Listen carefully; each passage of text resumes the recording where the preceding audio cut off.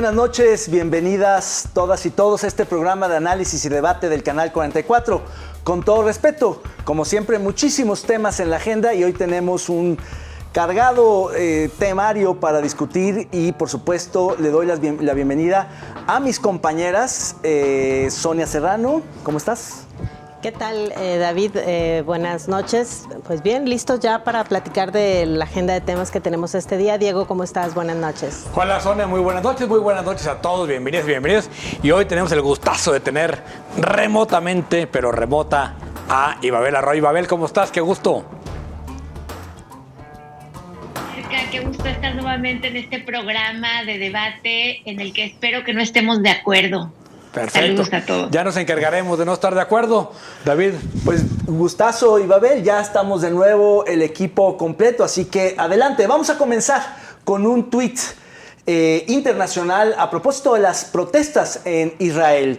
Dice Diego Sachi: el domingo se masificaron las protestas contra el primer ministro Benjamín Netanyahu tras el despido del ministro de Defensa después de que este último pidiera una pausa en los planes del gobierno para reformar el sistema judicial. Y es que, como sabemos, este nuevo primer ministro, entre otras cosas, como está de moda entre muchos autoritarios del mundo, está queriendo desacatar a uno de los poderes públicos, en este caso a la Suprema Corte de Justicia del Estado de Israel, porque no le está aprobando todos sus planes bélicos y de dominación en la región palestina. Y pues se le hizo fácil tratar de destituir, de desacreditar a los ministros, y nada menos que le renunció alguien de casa, como es el ministro de Defensa, uno de los más importantes en el gabinete de Israel. Y Babel, tú que estás más cerca de esta situación en el Medio Oriente, ¿cómo ves esta situación? Sí, estás más cerca, no te hagas.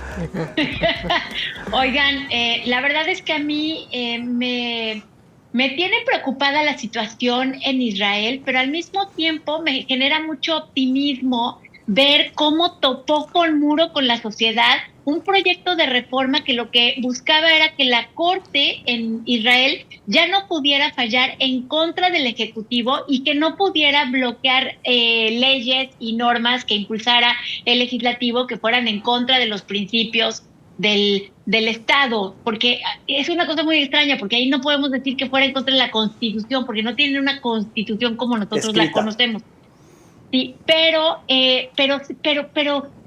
esto de que los pesos y los contrapesos no se alteren, no me parece que sea una cosa tan sencilla como de divulgar entre la gente como para salir a la calle a gritar. Y el hecho de que una propuesta así haya topado con el muro ciudadano, la verdad es que me maravilló. Ya. Estoy optimista de lo que pueda pasar en Israel, a pesar de todo el contexto, a pesar de lo que vemos con la derecha que ahorita está gobernando, de esta reelección de Netanyahu en medio de todas las acusaciones de corrupción. O sea, a pesar de eso, o sea, que la sociedad civil detenga algo que para mí es fundamental en el arco democrático, no, bueno, me encanta. A ver, no muy distinto a lo que vimos aquí con la movilización del INE, por supuesto que en otra dimensión en términos, digamos, de que lo que significa la reforma del Estado allá. Y lo que es curioso es que lo detona es la renuncia de un ministro que era, digamos, parte esencial del grupo de Netanyahu, nada más que el ministro de la Defensa, como si renunciara aquí por estar en desacuerdo el general Crescencio Sandoval. Sí, pero además, claro, pero además supongo que también tendría que ver con que no lo vayan a utilizar a él en contra de las protestas que han surgido y que, pues, según lo que se ha documentado, han batido todos los récords de inconformidad que se habían conocido desde el punto de vista ciudadano en Israel.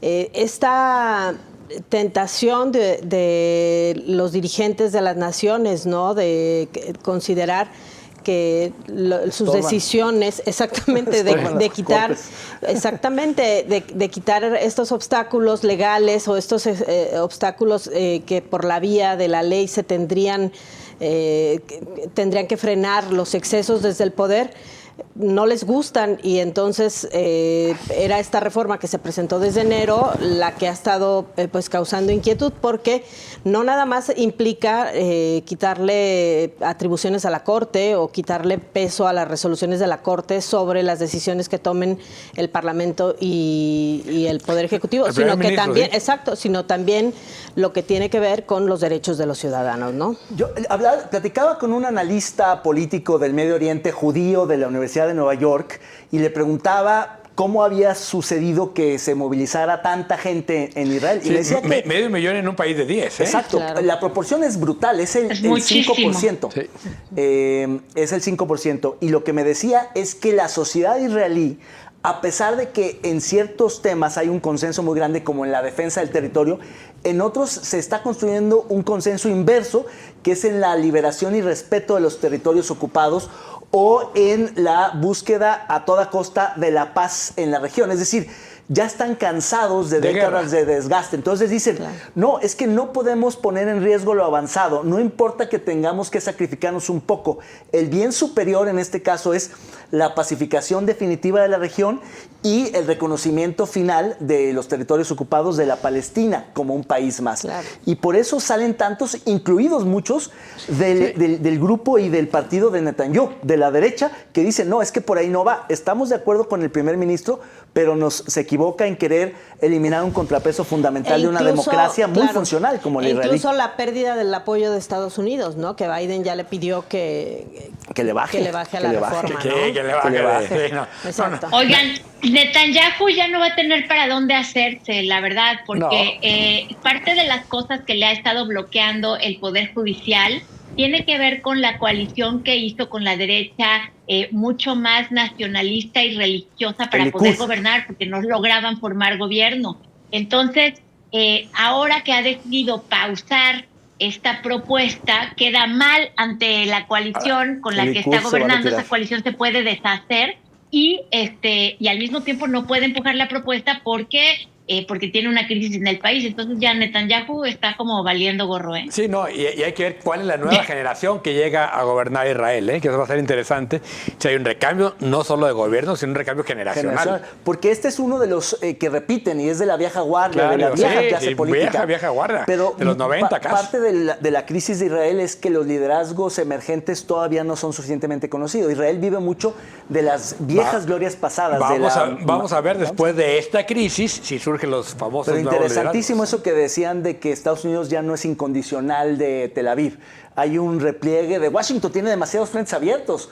Claro. Kiev, Beijing, Taiwán, ojalá México también le dé un poco la plana y le diga, oye, bájale con tu tema contra la Corte y contra el Instituto Nacional Electoral y ponte a hacer la chamba. Bueno, vamos a pasar al segundo tuit de la semana y veamos este tuit de Manuel Pedrero de última hora, que fue esta mañana. Edmundo Jacobo Molina renuncia a la Secretaría Ejecutiva del INE. Ante la inminente llegada de un nuevo presidente del INE, pro 4T, Edmundo Jacobo estaría en problemas ante las investigaciones que se desatarían, así que está huyendo junto con Lorenzo Córdoba. Creo que es acertado en lo primero, creo que no en lo segundo. Como se sabe desde hace mucho, Edmundo Jacobo anunció su renuncia a la Secretaría Ejecutiva junto con Lorenzo Córdoba. Por eso, es decir, la leyó de que si se quedaba le iban a hacer pedazos. No, él ya estaba cansado, él había pedido su salida. De hecho, hace 3 años, cuando lo ratificaron por un periodo completo que no va a cumplir, o hace 1 año, perdón, parte de la concesión o del acuerdo de Edmundo con Lorenzo Córdoba era quedarse a acompañarlo a que terminara su gestión, la de la presidencia de Lorenzo, pero no más. Para no abrir otro frente en pleno proceso de cambio. Para entregarle completo el INE pues, a la próxima presidenta. Pero entonces, ¿para qué aceptó la reinstalación? Porque era una forma de probar que se habían equivocado y extralimitado y era una forma de decir, por ahí no, así no. Me reinstalan, regreso y me voy por la buena, no me voy por la puerta de atrás. Creo que a mí no me gustó, ya lo discutíamos la clase pasada. La sesión pasada. Es que tiran neta, Sí doy clase. Oye, David sí da clase, David sí da clase. Sí, claro. Es maestro de tiempo completo. Eso sí. A ver, déjenme les explico otra vez la primera lección sobre el secretario ejecutivo. Oye, pero David, cuéntanos sobre las funciones que tiene el secretario ejecutivo y por qué es tan importante que sí sí sea un secretario que esté del lado del presidente del INE, porque esa es la razón por la que lo reeligieron, para poder tener todavía como esta mancuerna entre Lorenzo y Jacobo. Bueno, es que el secretario ejecutivo es realmente el presidente al interior del instituto. Lorenzo es una suerte de canciller o de ministro de Exteriores, de secretario de Estado hacia afuera. En cambio, Jacobo, como lo fue en su momento Felipe Solís Acero, que fue el caso más paradigmático de un secretario ejecutivo que buscaron que se quedara forzadamente, fue Solís Acero, claro, que le pidió a Woldenberg en su momento que se quedara y demostró que tenía razón de tener a alguien que sí supiera para que le diera continuidad y gobernabilidad al instituto. Es el que le da operatividad al Vamos instituto. a ver quién llega, porque no es sencillo. Creo que es la pieza más importante de la institucionalidad electoral, la del secretario. Y si lo nombra, digamos, la nueva presidenta, va a tener que tener mucho cuidado porque... Para empezar, no puede nombrar, necesita mayoría calificada. Necesita mayoría calificada dentro del Consejo, pero además es la pieza clave para asegurar las elecciones, ¿eh? Pero, a ver, yo lo que creo es que era evidente que se tenía que dar el cambio, con la modificación de la integración del Instituto Electoral. Desgasta un poco más este hecho de que se hubiera reinstalado para luego renunciar, y a lo mejor pudo haber esperado a que llegara la nueva presidente del instituto para tomar esta decisión. Parece más un movimiento político, así como lo hace, que una decisión desde el punto de vista. Pero quien hace la movida política es el gobierno, que mete un transitorio que es ilegal a todas luces, que es correr a alguien pero con entonces dedicatoria. si lo reinstalaron, ¿por qué no esperar a que quede integrado el nuevo consejo? Pero sí está esperando, porque puso la renuncia a Sonia para el 3 de abril, se va el 4. Él le va a entregar a la presidenta y al encargado de despacho que nombre la presidenta. ¿Pero qué tal que lo hubieran ratificado? ¿A quién? ¿A él? Con la nueva integración del Consejo. No, pero es que también él en lo personal ya había dicho hace un año que ya se quiere ir. Es decir, él ya pidió esquina, ya se quiere jubilar. Se va a sus clases a la UAM y se jubila. Pero a ver, uno hace eso por la patria, ¿o no, Sonia? Claro. Uno puede anunciar hasta el CPS con tal de esto. Sí. No, pero... Oigan, pero y más allá de Edmundo Jacobo, ¿cómo ven la integración de las listas de los consejeros que van a suplir a los 4 consejeros que salen? Esto de que si son esposa, hija, hermana, suegra, cuñada, prima, no sé qué de Morena, pero ninguno milita en Morena. Sí, bueno, a ver, en Morena no milita nadie, como tampoco en MC, ni el gobernador Alfaro, ¿no? Lo más antes. ¿Qué son las cosas un poco extrañas? Ahora, sí está muy claramente, digamos, sesgada la lista para la presidencia. Las otras, por supuesto que son, digamos, más cargados a Morena, pero no están tan sesgados, salvo quizás el hermano Ermeréndira Sandoval y otro personaje por ahí más conspicuo, ¿no? Podemos seguir con este tema en otro bloque porque vamos a tener que ir a corte, se nos termina el tiempo, pero no le cambie, con todo respeto se va a poner buenísimo. Volvemos.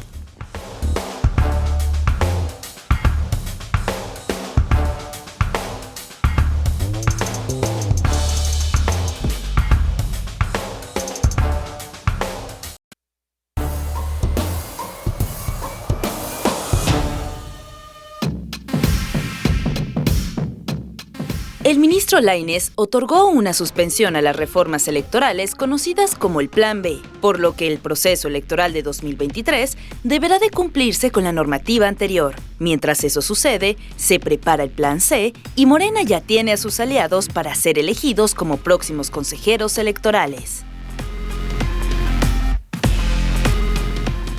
Considerada sorpresiva por el presidente de la República, se llamó sorpresa porque el ministro en viernes en la tarde hiciera una suspensión de este tamaño, lo acusaron de haberse comido literalmente páginas de la Constitución.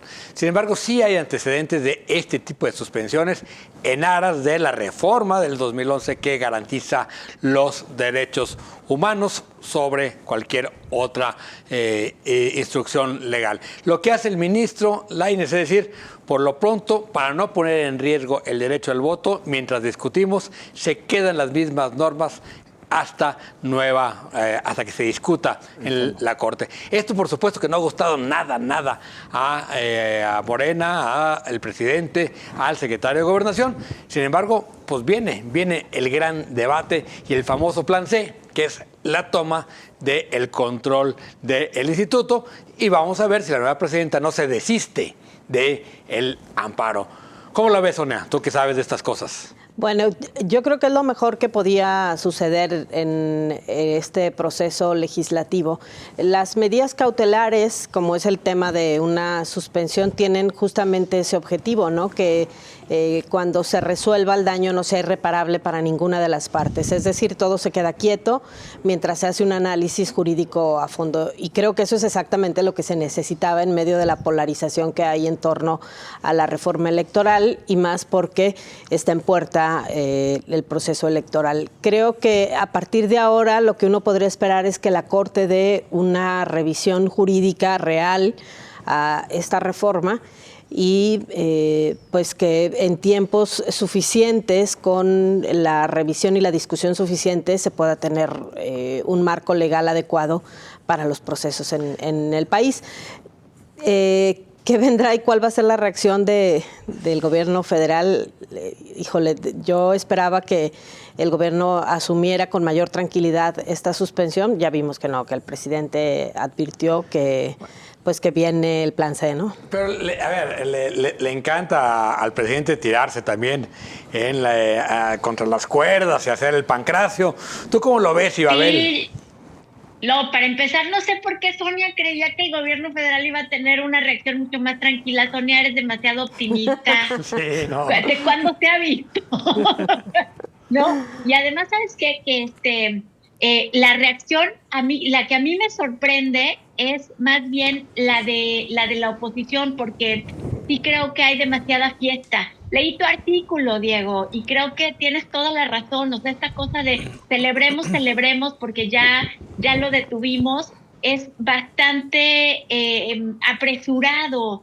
Como bien dice Sonia, o sea, falta que se resuelva el asunto y no va a ser sencillo que se declare anticonstitucional. Necesitan 8 de 11 ministros, los tiempos también le complican la cosa, pero ahorita por lo pronto el INE puede seguir trabajando sin correr a nadie. Recuerden que parte del plan B es despedir a 8 de cada 10 expertos electorales en el país, entonces ahorita no se despide a nadie. Y eso significa que pueden seguir trabajando para los procesos electorales que vienen. Ahora, el gran tema aquí es cuál es el límite para que esta reforma entre en funciones, y a lo mejor dicen sí, se aplica la reforma, pero no para el 24. ¿Qué pasa con el INE en ese caso, David? Claro, la fecha límite es más o menos la primera semana de junio, porque lo que dice la normatividad es que la ley con la que se va, las reglas con las que se va a jugar una elección, tienen que estar sin tocarse, sin reformarse, 3 meses antes del inicio formal del proceso electoral federal del próximo año, que arranca la primera semana de septiembre. Por eso es junio. Lo que la suspensión de Lainez Potisek hace es dar la garantía para los procesos electorales locales de Coahuila y de Edomex, que arrancaron ahora y que necesitaban la certeza, porque en el transitorio obligaba a correr a los distritales del INE y no sabían si iban a poder contar con ellos para organizar la elección del Edomex del primer domingo de junio. Ahora se abre un periodo de lo que queda de marzo, abril y mayo, es decir, 2 meses para que los ministros vayan al fondo del asunto y resuelvan la inconstitucionalidad o no de la reforma electoral del Plan B. Y como decía Ibabel, oye, David, es que David, lo más probable pero tengo una duda. David, pero tengo una duda, porque parte de las modificaciones de las reformas que son llamadas Plan B era también cambiar el inicio del proceso electoral para que fuera en noviembre. Y entonces eso me confunde, porque si eso queda en firme, se recorre. No sé. Ajá, o sea, si se recorren los tiempos que se puede... Es que, a ver, el Plan B, y fue parte del examen de aspirantes al INE, el Plan B está vigente. Mientras no lo declaren inconstitucional... resolviste muy bien. Claro, sí. No me pasaron ninguna pregunta, por cierto. Pero hoy el plan vigente... No va la lógica. El Plan B está vigente, pero los ministros están asumiendo que tienen que resolver el fondo del asunto en estos meses. Yo lo que creo que va a pasar es que no van a tener la mayoría de los 8 necesarios para declarar inconstitucional el Plan B, y se va a hacer constitucional, o va a quedar en el limbo, mejor dicho, y van a tener que ir con todos los actos y todos los cambios impugnados asunto por asunto, tema por tema. Pero puede haber una resolución parcial, Exactamente. seguramente. ¿Qué es lo que va a pasar? Alguna negociación. Yo veo dos escenarios. Uno es que invaliden el proceso legislativo, ¿no? Con lo cual regresen a todo al inicio, Sí. no entren al fondo, digamos, de si Del eso contenido de la reforma, el contenido, si este artículo, es decir, oye, es inconstitucional cómo se aprobó, no podían haber legislado sobre la misma materia antes de 6 meses y los procesos legislativos se violaron, va para atrás y cuando lo hagas bien me lo regresas y ya discutiremos. Esa es una opción que, digamos, sacaría rápidamente el tema y creo que para esa no sé si necesitan 8 votos o 6. Es la inconstitucionalidad. No, los mismos, los 8. Claro. Porque es para declarar, violaron el proceso constitucional legislativo, claro, pero que establece la Constitución. Es decir, necesitas a los 8 para echarla atrás. Yo lo que creo es que va a haber una negociación para ir parcialmente con algunos aspectos y otros no. Por ejemplo, y el propio oficialismo lo reconoce, van a tumbar la parte del corredero de funcionarios del INE. Esos se quedan. Pero en cambio, sí se podría aprobar ciertas fusiones del INE o mermar ciertas funciones del secretariado, cosas de ese tipo. Y también Oigan, trabajar sobre los organismos locales, ¿no? De reducir el costo y la burocracia en los organismos locales, que eso sí va a pasar. Seguramente. Sobre todo los que no tengan elección pronto. Bueno, la mayoría tenemos elección para el 24, la mayoría de los estados iba a haber. Sí, oigan, pero además, ¿cómo vieron lo que dijo el presidente de la República cuando reacciona ante esta suspensión del ministro Lainez? Por allí leí, por allí escuché, por allí vi que decían, no, ya el presidente está derrotado y por eso está aludiendo a un plan C, que además no sería la toma del INE, sino las elecciones de 2024 en contra de todos los conservadores. Exacto. Yo no lo veo derrotado al presidente. ¿Ustedes lo ven No, derrotado? nada. Y el plan C, tal cual, lo que dijo que era su plan C, era todos los votos para Morena para sacarlos de una vez. Es decir, lo que está haciendo es pidiendo que voten no solo por el presidente, sino por todos los candidatos de Morena para acabar con el conservadurismo. Pero bueno, ese es un plan C que dependerá mucho de los candidatos, que hoy 2 de esos se quemaron horrible con el tema de Ciudad Juárez. Vimos lo que pasó ayer, horrible que dejaron quemar a 39 migrantes, 29 más están graves en el hospital, y el secretario de Gobernación le echa la bronca al secretario de Relaciones Exteriores y viceversa, diciendo yo no soy el encargado de migración, y le pegó directito a 2 corcholatas en su plan C. Claro, y en realidad el plan C tiene que ver con la captura del INE, que es un tema que está por resolverse en unos pocos días, y sabremos cuál es la nueva composición del INE, que también tendrá una nueva correlación de fuerzas, y eso también va a incidir muchísimo en la conducción del instituto y en los resultados. Yo creo que se refería más bien, como menciona Diego, al tema de las elecciones, que ahí sí depende más, y sí también, insisto, de los candidatos y de los ciudadanos, ese plan C. Y hablando de las corcholatas, ahorita en un momento más vamos a tocar este tema del día de hoy, que está terrible en Ciudad Juárez. Pero vamos a ver este resbalón, es un cartón de Cucho a propósito de la visita de las corcholatas a Jalisco, que se volvió una pasarela obligada. Estuvo Adán Augusto hace 15 días, luego vino Claudia Sheinbaum la semana pasada, pasado mañana, el viernes, llega Marcelo Ebrard. La pasarela está en pleno y esto es lo que dice Cucho. Genial, no mames. Todos con la cara de corcholata. No, hombre, y el Faro viendo la pasarela, ¿no? Claro, a la única corcholata que recibió Alfaro fue a Claudia, la invitó a Casa Jalisco. Ahí no está Claudia, ¿no? Ahí no está la corcholata Claudia, yo no la alcancé a ver. Es que está dando la vueltita, está en la última parte de la pasarela, pero... Sí. Y ahora va Ebrard en estos días a presentar su libro. Pasado y finalmente, mañana. ¿quién se lo va a... pasado mañana. ¿Y quién se lo va a presentar? Yo quiero saber quién se va a subir allá los mismos. Mira, David Gómez Álvarez.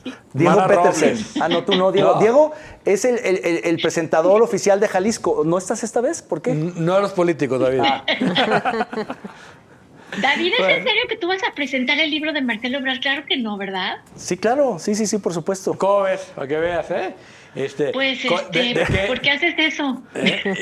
Oye, además Mara Robles no como diputada, sino como académica, se presenta en la invitación. Y está también, ¿quién es el tercero? Carlos Iván Moreno. Carlos Iván Moreno va a ser el que coordine la mesa. Y por ahí vimos a alguien más. Pero bueno. El libro importante para presentarse es perdón por el comercial. Mañana, por cierto, le va a presentar este libro. Vamos a hacer un corte, no le cambie. Regresamos en Con Todo Respeto.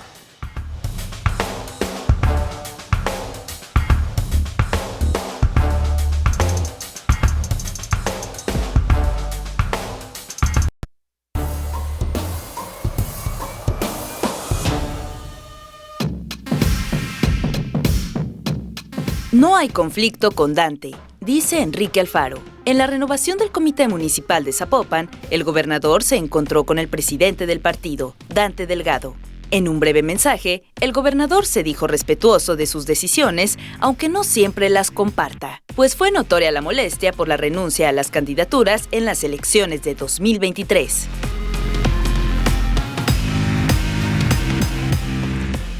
Bueno, no existe conflicto entre Alfaro y Dante, entre el gobernador de Jalisco y el coordinador nacional de Movimiento Ciudadano, hasta que no vuelva a haber conflicto.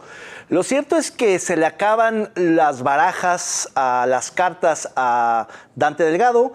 Ya avisó que Samuel no puede ser, que Luis Donaldo no quiere ser, Marcelo no se atreve a romper, Monreal ya se regresó a la 4T. Hay pocas opciones y sin duda una de ellas es el gobernador Alfaro, que además presiona, empuja y hace valer su peso político y por tanto quizá pueda ser cierto que Alfaro será el candidato de Movimiento Ciudadano a la presidencia de la República. Diego, ¿tú lo ves así? Sí, a ver, yo sí creo que en este momento el personaje más fuerte que tiene MC a nivel nacional es Enrique Alfaro, muy mal evaluado por sus gobernados, pero yo, como he dicho en otras ocasiones, más por la personalidad y por la manera de enfrentar ciertas cosas que por los resultados del gobierno, que son bastante mejores que la imagen que tiene el propio gobernador. Y si MC va a ir solo, tiene que ir con alguien que le ayude a hacer estructuras. Es decir, claramente lo que dejó Dante en esta misma entrevista con El País, donde va descartando todas estas opciones, es que la apuesta es el 30, Sonia. Yo lo que creo es que los acuerdos que tejió Alfaro después de este conflicto que se dio, porque los gobernadores de Movimiento Ciudadano no fueron consultados de la decisión de bajar a los candidatos de Coahuila y del Estado de México, empiezan a rendir frutos, ¿no? El gobernador se reunió con el secretario de Gobernación, en donde los emesistas aseguran ya hubo un pacto de no ir a la coalición y además el respeto completo de parte de la Secretaría de Gobernación a los dos estados en cuanto a los procesos locales, en la elección, en el caso de Jalisco, de gobernador, de no meterse, al parecer ni siquiera con un candidato fuerte, o por lo menos no apostarle a Jalisco, y respetar la composición de cámaras, la representación de estos partidos en la Cámara de Diputados y al Senado, etcétera. Esto parece confirmarse con la forma en que se han ido dando las cosas. Ya se sabía que Luis Donaldo había dicho muchas veces que no quería ser, a pesar de ser el mejor posicionado. El gobernador de Nuevo León, Samuel, también le bajó mucho al perfil después de haber estado de una manera muy intensa, no sabemos por qué. Y en el caso de Enrique Alfaro... Porque está embarazado. Ah, de Tesla. Sí, parece, ¿no? Todos sus TikToks y todo se ha enfocado justamente a su paternidad. Y bueno, en el caso de Enrique Alfaro, pues más allá de ser candidato para competir, creo que lo que Movimiento Ciudadano le apostará es aumentar su presencia en la Cámara de Diputados, ¿no? Que es lo que les puede dar la elección del 24. Así que se fortalece. pues yo creo que sí, creo que queda como el mejor posicionado, no creo que con posibilidades de más allá. Y lo que sí yo sigo pensando que tener candidatos a la presidencia en Jalisco nos ha costado mucho en recursos y no va a ser esta la excepción, ¿no? Pero pues nunca hemos tenido, ¿no? Es decir, pero nos han costado, sí. O sea, las ganas, bueno, no tener candidatos, las ganas de tener candidatos nos han costado muy caras. Tiene que ver con una cuestión más interna, es decir, para mantener a los equipos hay que tener proyecto, ¿no? Y dinero, Diego, estamos hablando de muchos millones que no salen de la bolsa de nadie, como dice la diputada, del dinero de la gente, sí, exactamente. A ver, yo lo que creo es que si Alfaro es candidato presidencial de Movimiento Ciudadano, quizá en parte del acuerdo sea no respetarle a Alfaro el candidato a la gubernatura, es decir, efectivamente, Morena no se mete a Jalisco, se le respeta el triunfo a Movimiento Ciudadano, pero en los equilibrios internos de Movimiento Ciudadano, si Alfaro es el candidato, quizá no pueda poner tan fácilmente a su sucesor. No, eso es cuando hay competencia interna, cuando el jefe es uno, él dice a qué va y quién pone. Eso no funciona en MC. Lo que tú ves puede ser. No, pero, a ver, Iván, que el acuerdo sea que sea Pablo, que sea parte del acuerdo con, ¿es lo que quieres decir? Sí. Que puede ser, para mí... Que tampoco tiene otro. Clemente Castañeda, por supuesto. Pues, pero yo sí creo que Alfaro está apostando por Clemente. Hay un elemento aquí que a mí me parece también importante considerar, que es, a ver, yo saludo que Movimiento Ciudadano un poco como que rompa con esta idea de todos contra Morena o todos contra la oposición, o Morena toda con sus partidos contra la oposición. O sea, esta cosa de que solamente tengamos dos bloques y que además sean dos bloques que buscan aniquilar al otro. O sea, creo que la decisión del Movimiento Ciudadano de no unirse es saludable para el sistema de partidos y para el sistema político. Yo eso lo saludo. Ahora bien, o sea, no me chupo el dedo y pienso que Movimiento Ciudadano no tiene ninguna posibilidad de llegar a la presidencia en el 2024. Si no tiene ninguna posibilidad de llegar, ¿cuál es el incentivo que tiene Enrique Alfaro para ser el candidato a la presidencia? Tiene que ver necesariamente con los arreglos que tiene en el Estado. A ver, por un lado, y por otro lado, construir para el 30. Yo sí creo que la apuesta de MC es el 30. Es decir, si nos vamos ahorita con la alianza, lo que va a pasar es que nos vamos a desdibujar.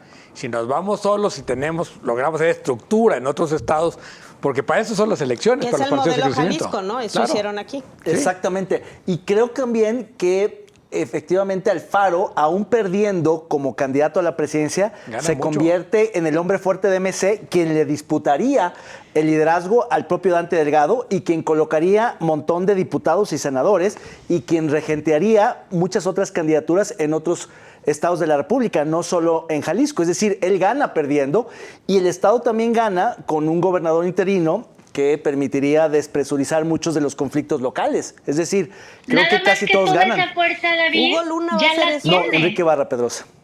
Pero ya el Oye, gobernador pero esa les ha dicho fuerza ya muchos la que será tiene. Hugo Luna. ¿Cómo dijiste, Babel? No, yo ya quiero escuchar lo de Hugo Luna, ¿qué? Ese fue Sonia. No, que el gobernador les ha dicho a algunos actores que cómo ven que deje a Hugo Luna. Lo ha consultado, claro. Sí, Lo claro. ha puesto sobre la mesa, pero yo Claro. creo que la respuesta de general ha sido negativa. Creo que no ha habido un buen sondeo. Creo que naturalmente va a ser Enrique Ibarra Pedrosa. Y además, como dice Diego, la apuesta es al 30. Entonces, efectivamente, pues Alfaro le dará con suerte, con éxito, 2 dígitos, entre el 12 y el 16%. Y si no le va bien, se quedan como están. Es decir, va a ganar porque va a ganar Movimiento Ciudadano en un escenario de no ir con la alianza, porque la alianza creo que sí va a fracasar. Y eso además le permite tener la posibilidad del propio Alfaro de formar parte de un gabinete de Morena plural. Es decir, yo sí veo a Enrique Alfaro como secretario de la SEDATU, con alguna de las corcholatas como presidente de la República. ¿Con Claudia? Sin duda. ¿De plano? Sí, claro. Sí. Y estudió desarrollo urbano en el Colmex, conoce los temas, es su agenda. Si lo invitan en un gabinete plural, yo sí creo que Alfaro aceptaría ser secretario de Estado. Lo que yo veo difícil es que Morena opte por un gabinete plural, ¿no? ¿Por qué tendría un gabinete plural Exacto. Morena? Eso no lo ¿Qué? hizo Claudia en la Ciudad de México y no hay ninguna Al tiempo. ningún indicio de que eso pueda suceder. Porque no va a tener las mismas condiciones de gobernabilidad y de mayorías el siguiente presidente presidente o MC no le va a presidenta dar la mayoría. que lo que tuvo Andrés Manuel. Y parte del acuerdo político que puede tener con la bancada naranja, que no sea parte del bloque oficialista, pero sí apoye ciertas posiciones del gobierno, puede ser incorporando algunos cuadros, como el Alfaro u otros, a el gabinete de Morena a nivel nacional. Yo lo veo muy peregrino. Sí, claro.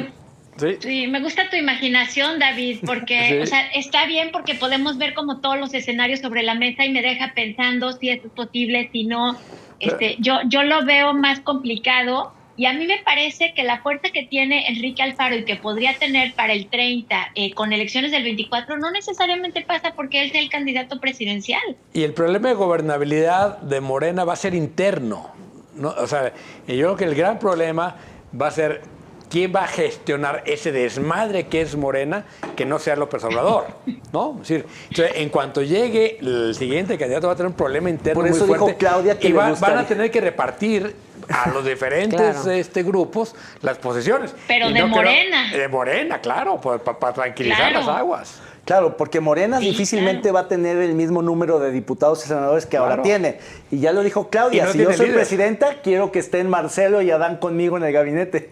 Creo que todo el mundo necesitaría a los demás para controlar eso, como dice Diego. Sí, va a haber una bronca interna, pero los números no les van a dar para gobernar el país. Necesitan una alianza con otros y los satélites se están achicando. El PT, el Verde, ya desapareció el PES. Para eso está el PRI, pues, ¿no creen?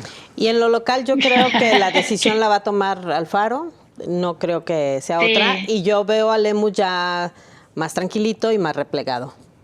Sí, y vamos a tener un gobernador Claro. bastante controlado por el exgobernador Sí. hasta que se siente en la silla. Es decir, el problema es ese, es decir, los acuerdos duran hasta que hay que ejercer el poder, ¿no? Y Por cuando se ejerce el supuesto. poder, y ahí va a tener Alfaro sus propios, o sea, yo creo que tiene que llegar a ciertos acuerdos con Pablo, sin duda, pero que esos acuerdos van a reventar en cuanto empiece a gobernar cualquiera. El que llegue va a tener que necesariamente romper los acuerdos. Entonces, con lo Pablo. de Clemente, en tu opinión, ¿es finta? ¿Es para apretar a Lemus? No, yo creo que va en ¿Va en serio, serio? pero ellos también ya están haciendo mediciones y en todas las mediciones Pablo se separa 8 o 9 Claro, puntos. es Ya que- ha compartido 8 o Sí. 9 puntos de Clemente y de que Esquer. el- Pero lo sigue midiendo a los 3. Se los Claro. llevó al Tamarindo a los 3 No, y tuvieron. es que no fue. ¿Sí fue? No, según Sí, yo sí no. fue. Ah, bueno. Los fue a 3 Melaque, fueron. fue a Melaque. pero No, al Tamarindo. Yo tengo otros datos de que justamente el agüite de Esquer es que él no había sido No, invitado. estaba en al la Tamarindo. playa El que Pero no bueno, fue Zamora. Sí. Pero los otros 3 sí fueron. Los otros se fueron. Y el otro gran tema, ahí con lo local, es, a ver, si no es Clemente, ¿sí? Clemente se reubica. Si no es Esquer, ¿qué le pasa? ¿No? Y la otra, si No, Clemente es que en el Tamarindo todos tuvieron plan B, menos Lemus. Para Lemus no hay plan B. Para Lemus. Lemus es todo por el todo. Sí, Lemus él está- dijo que les preguntó a los 3 cuál era su plan B y el único que no tenía plan B era Lemus. El plan B de Clemente regresar y seguir en el En el Senado. Senado. El plan B Yo de creo que es Esquer el es A. El de Guadalajara. Clemente ese es el A. Exacto. El B es muy a huevo. ese es- Oigan, ¿y la posibilidad de que Morena crezca en Jalisco no la ven muy remota? Con Chema está bien controlado. Con Chema no hay dificultad. No hay riesgo. Se puede llegar a un entendimiento. No, es que No, pero no me refiero a eso, me refiero a la candidatura para la gubernatura. Por que eso- no tiene un candidato visible en este momento que pueda competirle a MC. Pueden cambiar las cosas. ¿Qué tal si Zamorita? Sasa, no, hombre. Y hablando de personajes y de gente que realmente no le tiene temor al ridículo, veamos esto para ponerle Ni a el Dios. nombre. Ni a Dios, ni al diablo, ni a nadie. Veamos esto. Los curadores más experimentados de Con Todo Respeto han preparado esta exquisita pieza de arte visual. Tú que llevas 32 soles en el alma, no olvides nunca cuánto te ama tu pueblo. Súbete al tren, Naken Tren, Diosbotic, Andrés Manuel, Inyabilmech, te amamos. Usted, póngale el nombre. No, bueno, qué verdadera joya. Realmente compite para ser, digamos, la del año, la del año y la del sexenio, sí. ¿eh? Se me apuran. ¿Cómo le ponemos? No, ¿primero le pones el nombre? Yo le pondría el montaje. Yo le voy a poner alfombra roja. Yo iba a decir algo, pero no. Sí, yo dilo. no me animo. Diego sí se anima. Sí, el tren del Que mame. Diego lo diga Dilo, por mí. Sonia. Súbete al tren. Del mame. Del mame. Ándele. ¿Y Babel? Ah, Tenemos que irnos a mamá, corte. soy Paquito. Soy Paquito. Yo le voy a poner mamá, soy Paquito. Eso. Paquito, no haré otra Bueno, vez, pues no. vamos a tener que ir a corte. No le cambie. Volvemos. Seguimos en Con Todo Respeto.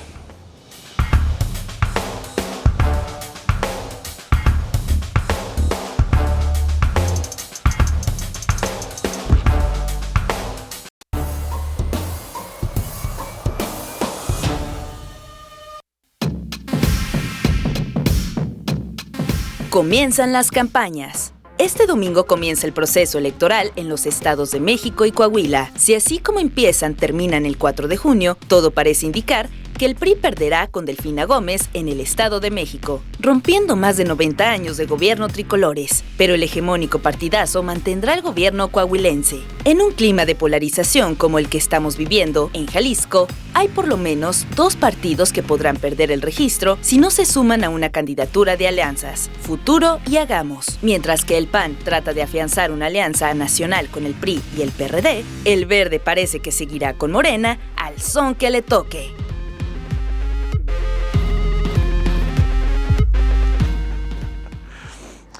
Y bueno, en las elecciones del Estado de México, claramente ya hay una diferencia de 20 puntos, 18 en la última encuesta del Financiero. Como es suma cero, son solo 2 opciones. Hablamos de 9 puntos que están en debate. El que pierde uno lo gana el otro. Mientras que Coahuila, Guadiana, fue el perfecto plan C de López Obrador. Mandar un candidato que no ganara. Se desarticula el bloque pues, alrededor de Morena, ¿sí? Y le deja la vía libre a la alianza con un candidato, en este caso el PRI.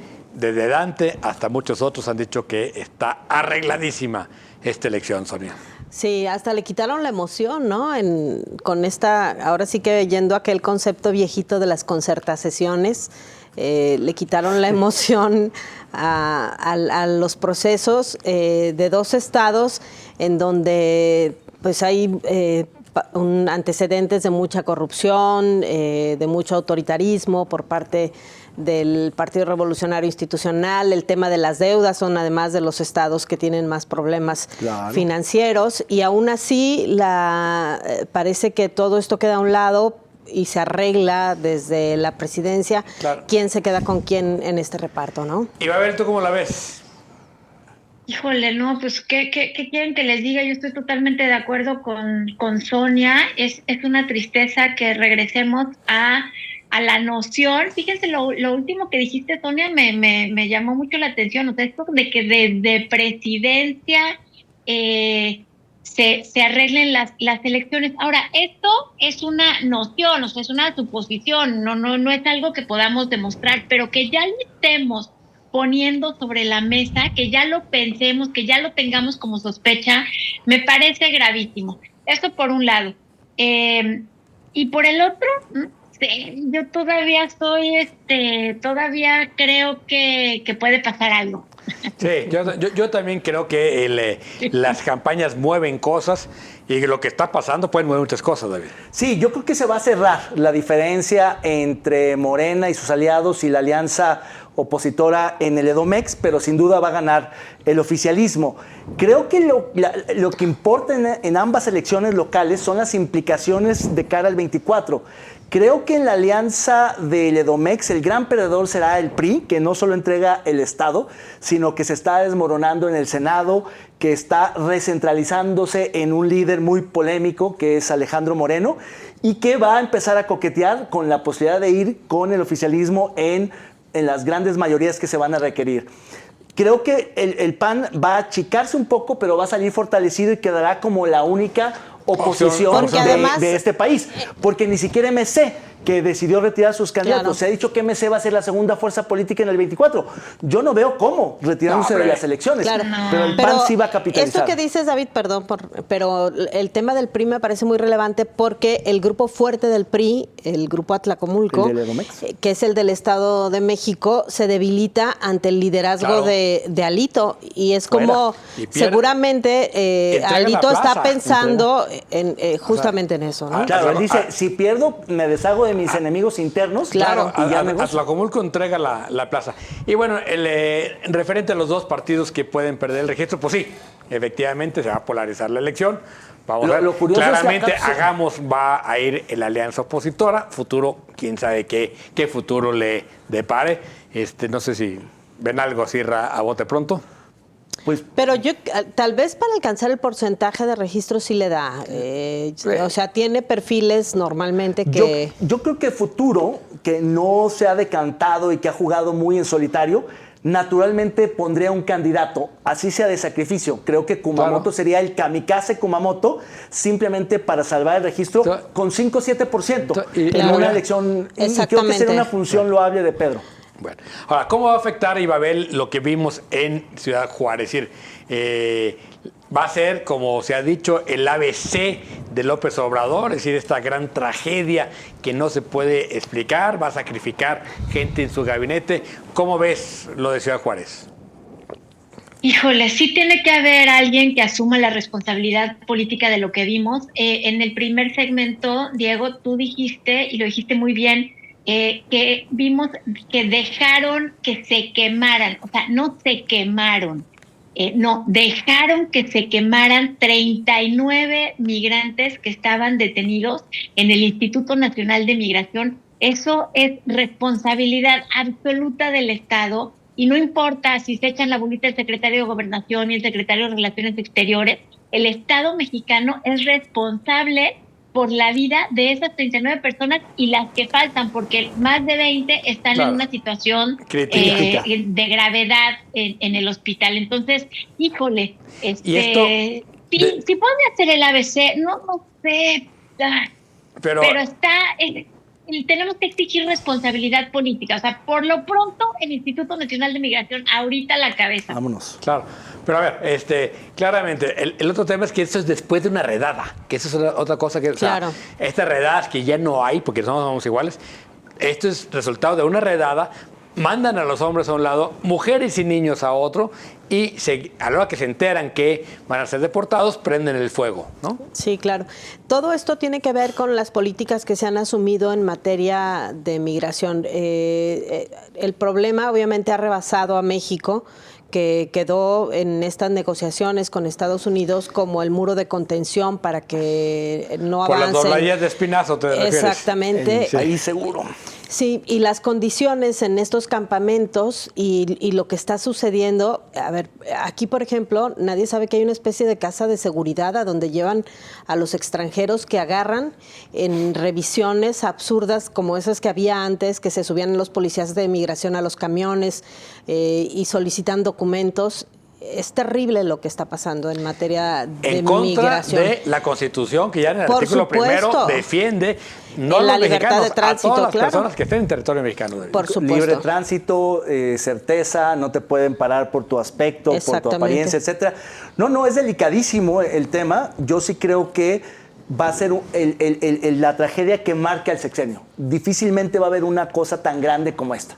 Y en ese sentido, la responsabilidad política va a ser, aunque no la asuman, el golpe va a ser mucho más allá del director del Instituto Nacional de Migración, y me temo que a quien le va a pegar en seco es al aspirante que tiene la responsabilidad directa, que es el canciller. No, y bueno, a Lo ver, que es depende de Don Es Augusto. la Secretaría de Gobernación. El Instituto Nacional de Migración Sí. depende, es un nombramiento que depende directamente del secretario de Gobernación, Ibabel. Sí, bueno, pero sí es cierto que Marcelo Ebrard se mete en política migratoria, política de salud, política de educación y luego primero ahí anda y luego ahí está. Pero oigan, además una cosa que me parece lamentable es que dudo mucho que más allá de la responsabilidad y el peso de la justicia, dudo mucho que cambien las políticas migratorias después de este espantoso hecho que podemos ver todos en el video. O sea, No. lo que ustedes han dicho es importantísimo. Esto se enmarca en un contexto de violación de los derechos humanos a todos los migrantes en nuestro país. Sí. Desde hace mucho tiempo, no solamente por lo de Tercer País Seguro, sino lo que hacemos con la Guardia Nacional en el sur, de nuestra frontera es inhumano. Es parte, sí, de lo que negoció Ebrard, pero bueno, no se puede sacar el golpe tampoco a Dan Augusto, que es el responsable directo. Bueno, vámonos, ya veremos qué pasa con este tema, seguramente lo estaremos tocando las siguientes semanas. Por lo pronto, esto es La Neta No, así quedó su voto la semana pasada.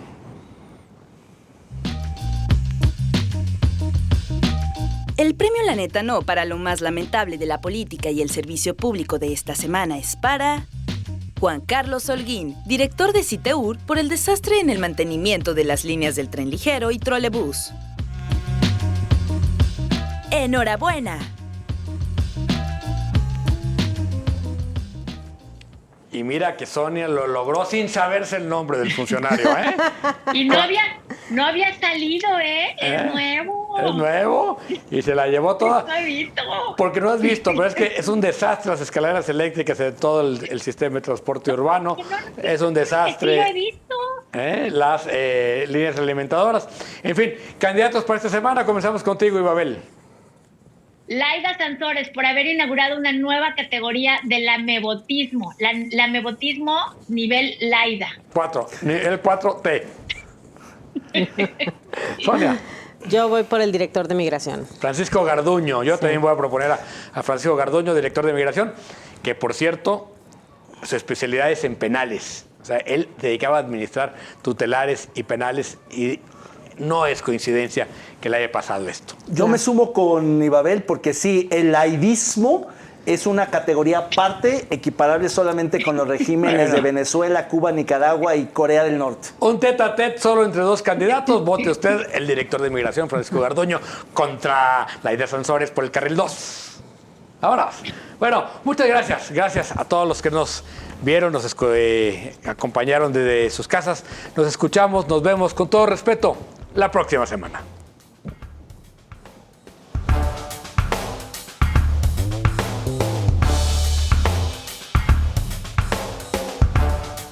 ¡Hasta liberar!